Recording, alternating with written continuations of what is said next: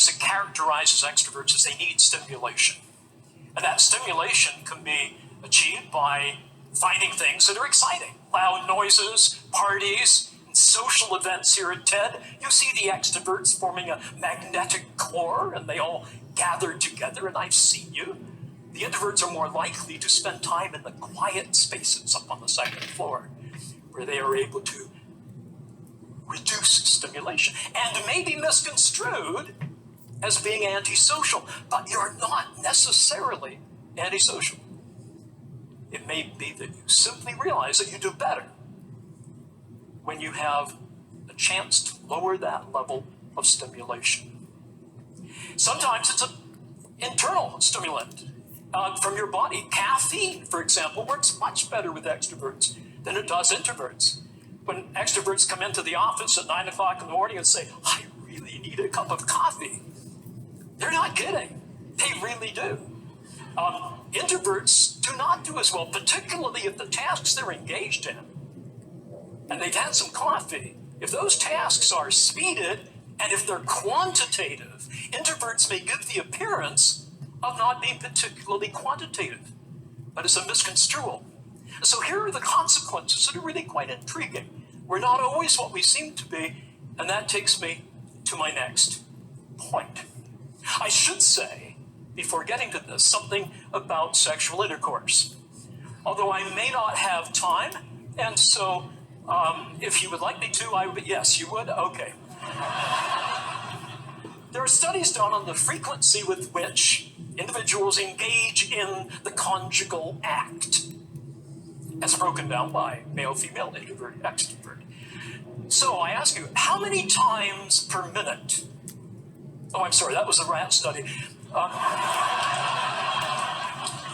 How many times per month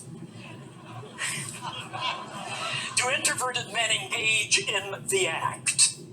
3.0. Extroverted men? More or less? Yes, more. 5.5, almost twice as much. Introverted women, 3.1.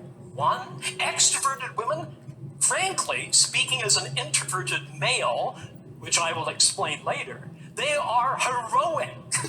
7.5, they not only handle all the male extroverts, they pick up a few introverts as well.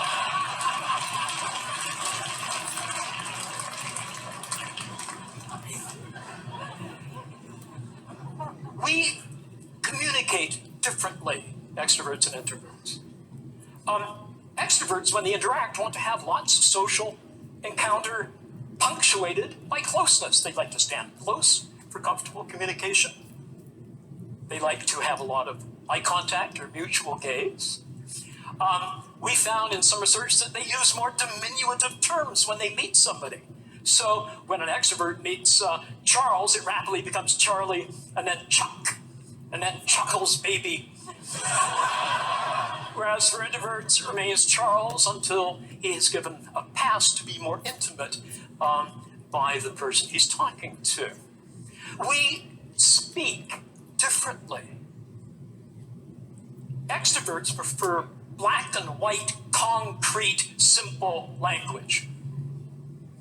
Introverts prefer, and I must again tell you that I am as extreme an introvert as you could possibly imagine.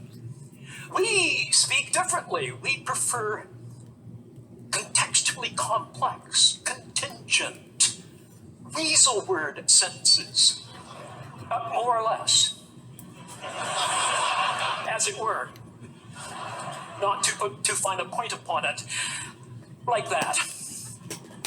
When we talk, we sometimes talk past each other. I had a consulting contract I shared with a colleague who was as different from me as two people could possibly be. First, his name is Tom. Mine isn't. Secondly, he's 6'5". I have a tendency not to be. And thirdly, he's as extroverted a person as you could find. I am seriously introverted. I overload so much I can't even have a cup of coffee after 3 in the afternoon and expect to sleep in the evening. We had seconded to this project a fellow called Michael. And Michael almost brought the project to a crashing halt. So the person who seconded him asked